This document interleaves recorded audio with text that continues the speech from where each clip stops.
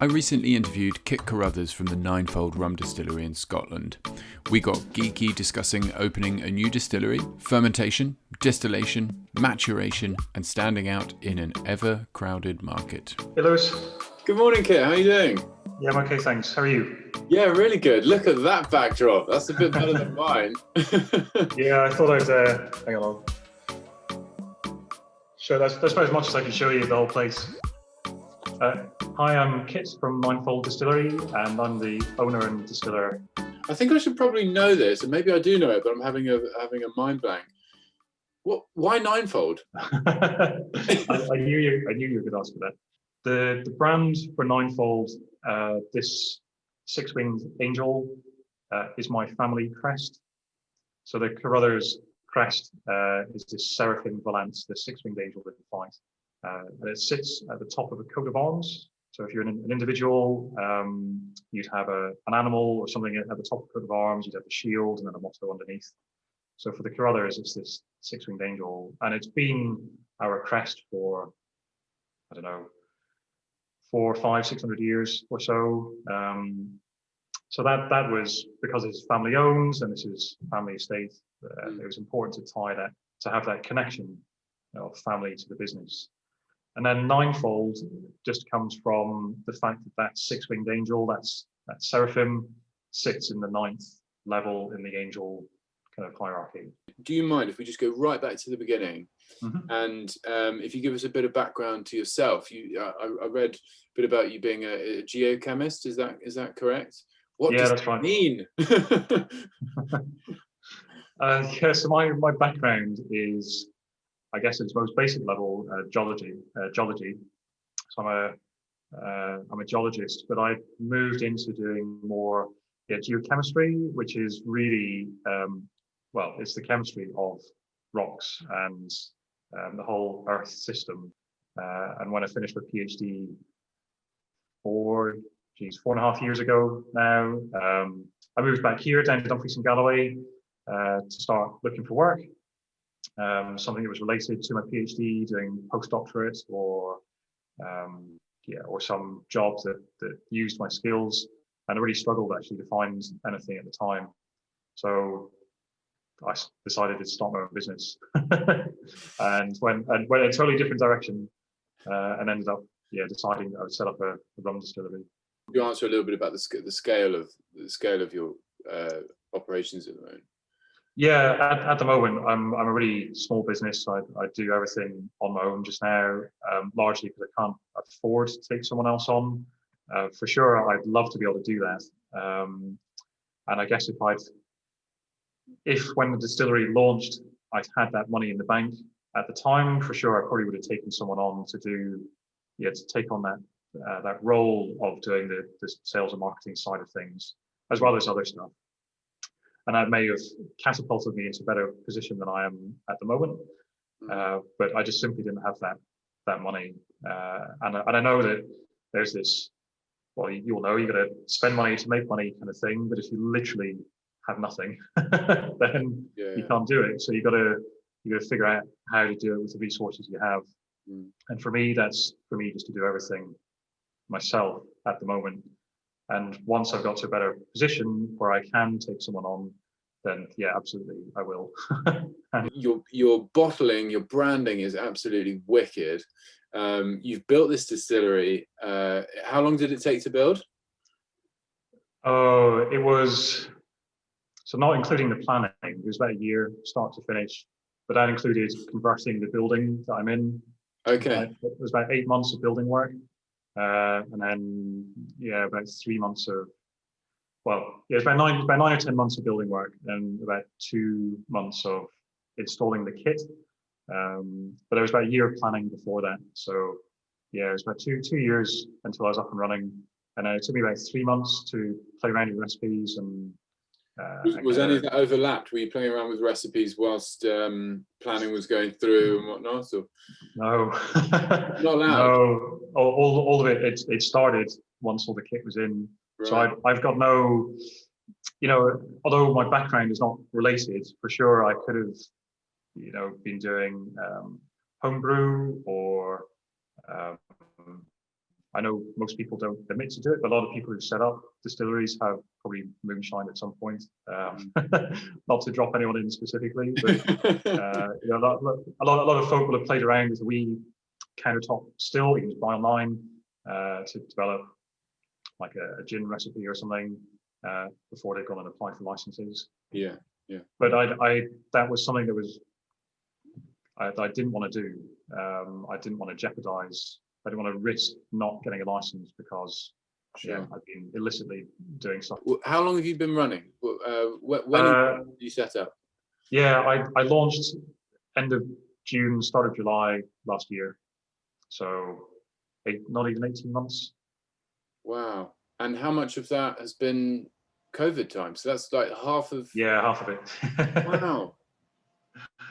It's very hard to get a gauge on business. Like, you know, I do get asked, so how are you doing as a business? And it's very difficult to say because I've got nothing to compare it to because from June last year to March this year, I guess that gave me an idea of how things were going, but then that was only my first year, still getting a feel for things. And then COVID hits and it totally flips everything around. So my June through to now this year is totally different to how it was last year. Kit, I want to ask you a little bit about the process in which you make your rum. We break it down into the different stages that you yourself mentioned earlier: fermentation, distillation, and then any potential maturation as well, but obviously focusing on the first two. Would you start talking us through, if you'd be so kind, talk us through your raw materials, how you go through the fermentation process first? Excuse me, for sure. So I use sugarcane molasses as my base ingredient. I buy in, you can't see it on the camera, it's just out of shop. I buy in 1,000 litres at a time, so 1.5 tons of molasses. That's obviously imported and it has to be sugarcane. I do get asked, probably not by your audience, but I do get asked a lot whether I can use sugar beet to make rum, but that's an absolute no-no. Yeah. So I have to use cane. So that has to be imported. And the stuff I use is a blend of cane molasses from around the world. The first rums that I made last year, and actually the stuff that's sitting aging in casks at the moment, was made with a blend of North African molasses. It was Moroccan and Algerian. But the latest batch I've got is from all over the world, which is a big blend. So that gets pumped into, you can just about see it, if I can point in the right direction here. Gotcha. So this is my fermentation tank. So 1,500 litre stainless steel tank with a heating jacket on it. So the molasses get pumped into there with hot water. It's about 20% molasses, and the rest is hot water, which is up just in the still. And I pitch in a combination of 2 different commercial yeasts. So they're just an off-the-shelf product that I make a starter with, so they get mixed together with some warm water. It's left to sit for about half an hour, and then that gets chucked in into the top of the tank, gets mixed up, and then just gets left for it gets left for 24 hours, and then I use a nutrient to basically keep the yeast happy. Although they've got food, or they've got sugar that they feed on and convert into alcohol and carbon dioxide, they do need some extra minerals and things to keep them healthy. And so using those nutrients, it accelerates the fermentation time. So if I didn't use those nutrients, I'd be looking at probably a 2-week fermentation, 2 to 3 weeks of fermenting. If you look at what they use in the Caribbean, where they've got their yeast cultures that they use, in all their fermentations, and they are fermenting at ambient temperature. So whatever it's going to be, 26, 27 degrees, year round. Is that similar to your environment? Not quite. They're not wearing hoodies in the Caribbean, are they? I mean, to be fair, I can put the heating on in here. So it is a heated building, and I can get the temperature in here up to 26, 27 degrees in the building. And I could have that year round for sure. And I'll be in my flip-flops and my shorts. So that's why there's a heating jacket on my tank. When the fermentation starts, it's at about 32 degrees. But that's done, I have to do that with hot water to get it to that temperature. And then when the yeast starts acting, it raises the temperature again by another 5 degrees or so, just from the action of the yeast working away. And it's staying roughly around that temperature for about 4 days whilst it's fermenting. Yeah, well, it basically, the temperature goes up, it peaks, and then comes back down again over that 4-day period. Okay. For sure, if you look at, if they're fermenting in Barbados or Jamaica or something, then they are probably pitching in the mid-20s, their fermentation is in the mid-20s, and without adding, as far as I'm aware anyway, without adding any additional nutrients, they're doing like crazy 37, 38 hour fermentation, so like less than, or a day and a half, they're doing a complete. By the end of the 4 days fermenting here, I end up with about 10% alcohol, which is not bad actually. Yeah, that's good. Yeah, it's not bad. That's what I was aiming. That's what I was aiming for as a goal. My earlier fermentations were more around 7 to 8%, which is not bad. That's probably typical for. So my local whiskey distillery, that's basically what they aim for, is about an 8% wash. There's potential for me to get a better yield. I mean, that's something that I would try and work on is yield. And that may come with lowering the temperature in my fermenter, but that may come at a sacrifice to taste, to flavor. So there's got to be a balancing act in there. But those are things I can play around with. So you're absolutely going for, with the fermentation process, you're absolutely going for an alcoholic percentage of it rather than a specific flavor profile at that point in time. So because I had no background in this when this is me being totally honest about things. Like I had no background when I started this all up. So for me, when I started my recipes, I wasn't aiming for a flavor profile. Like I wasn't, I wasn't even a big rum drinker or aficionado, or a big geek or anything. So I wasn't like, this is what I want to recreate, and this is how do I achieve, my rum to taste like this. I'm going to say that's a good thing for me because I came in totally eyes wide open to whatever the possibilities are going to be. So for me, it was a case of, it was about production efficiency, which sounds a really boring way of doing. So cold, Kit. No, it's the truth though, isn't it? It's objective, it's scientific, and that's exactly. Your approach. It's different to others. It's measurable as well for me, and that's how I wanted to get going. I don't think I had any doubt that I would not produce a spirit that wasn't going to taste good. But for me, it was my gauge of how well things were going in the early days is how much alcohol I'm getting out of my fermenter, because all of that is money. What doesn't get converted into alcohol is cash, basically literally down the drain. So that was my primary focus to begin with. But then that's just the fermentation side. Then when it comes to the distilling is very definitely about picking out the flavors that are there in that fermented wash. Why don't you walk us through your stills and the way you distill them? Yep. So I do, so that wash that's at whatever 10%, I usually do batches about 1,000 litres at a time. And my little pot here is only 500 litres.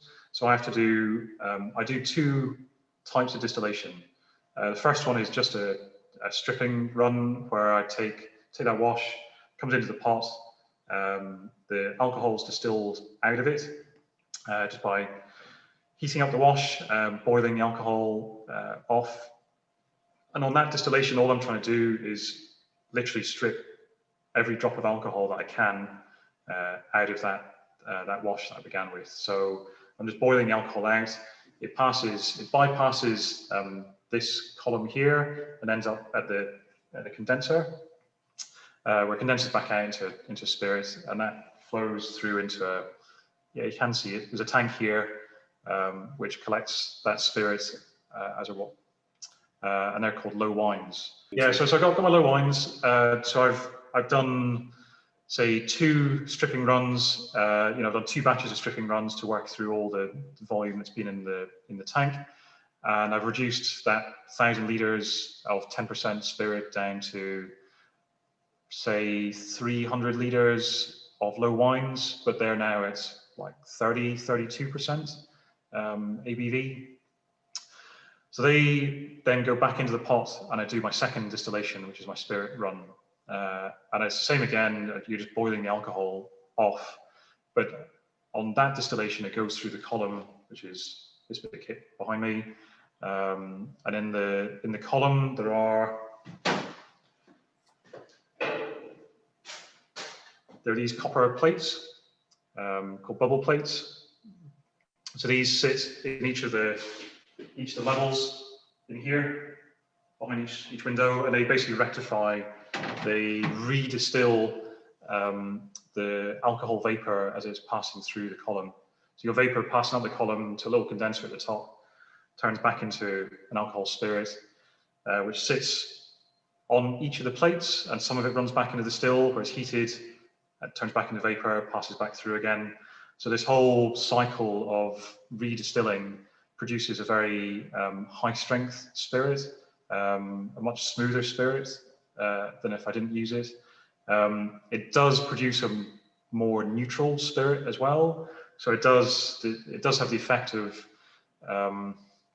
stripping some of the character out of the spirit, but that's okay for me because I'm producing an unaged product that's going to be bottled straight away. So to have something that's a bit more neutral, it's a bit easier to drink, it's a bit more accessible, is totally fine. So yeah, so my rum is done with the column, and that produces like a 90% spirit. And the final step of that is it actually goes into the tank that I'm leaning on underneath me, and I add water to it, cut it down to a bottling strength, and then I've got a bottling line and a labeling machine next to me. So I bottle and label on site as well. So that whole process takes about 2 weeks, start to finish. About a week of fermenting and distilling, a week of the spirit resting at bottling proof, and then it's ready to whatever I do with after that. Wow, it's when you talk me through that, it's no wonder so many people got into distilling gin because of how. don't mean to be rude to all the gin distillers out there. In fact, I know quite a few of them. I might be in trouble for saying this, but it sounds a hell of a lot easier to make gin to me than it does, especially if you're buying your neutral spirit, your neutral grain spirit, and you're running it through once to get the essential oils into the alcohol. You're having to ferment and go through that process. You've got a huge volume that you're then having to reduce down, different distillations each time because you've got one set of equipment, and it's taken about 2 weeks to create an unaged product, even before you'd consider then putting it into a barrel. That's amazing. Yeah, that's right. Yeah, I mean that's the thing, and yeah, like not to disparage or knock what the guys do when they're making gin, but it is economically, it's totally different. Because if you're most gin distillers are buying in their neutral spirit pre-made at 96% or whatever it is, and so they're taking a volume and then they're adding water to it so they may be doubling the volume that they buy, doing single distillation. So they produce a gin effectively in one day, and they end up with a bigger volume than they started with. So whereas it's taken me 2 weeks and I end up with a volume that's a fraction of what I started with in the beginning. So it just goes totally different ways. Yeah. And for sure, and for sure that's, I think, why there are so many gin distilleries around, because it is a very accessible way of getting into making spirit. And it's something that, yeah, you can, and I'm not knocking these guys at all, because without that gin revolution, and HMRC relaxing rules on still size and stuff, I wouldn't be here. And I think most of the the small scale rum producers wouldn't be here either. You are a gentleman, and you're right. There's good reasons that good products can exist in the spice rum market, but you're absolutely right. You have nothing to hide behind when you make a rum from scratch with no additives, no added anything after distillation other than the water, and it's not even barrel aged to even take off any harsh edge or anything like that. I noticed that on your plate that you showed us a second ago, that all of the elements of that are made of copper. Am I right? Yeah. So this is all copper. Oh, there's a tiny bit of stainless steel for the bolts. Yeah. So, but I swear, I believe that when looking at lots of other people's plates, there's an awful lot of steel involved, and actually what you've got there is more enforced contact time with the copper, which will inevitably lead to an incredibly soft, a mellow product that you're creating. But that's but yeah, as you say, nothing to hide behind with your product, which is one of the things I absolutely love about it. I just want to say that.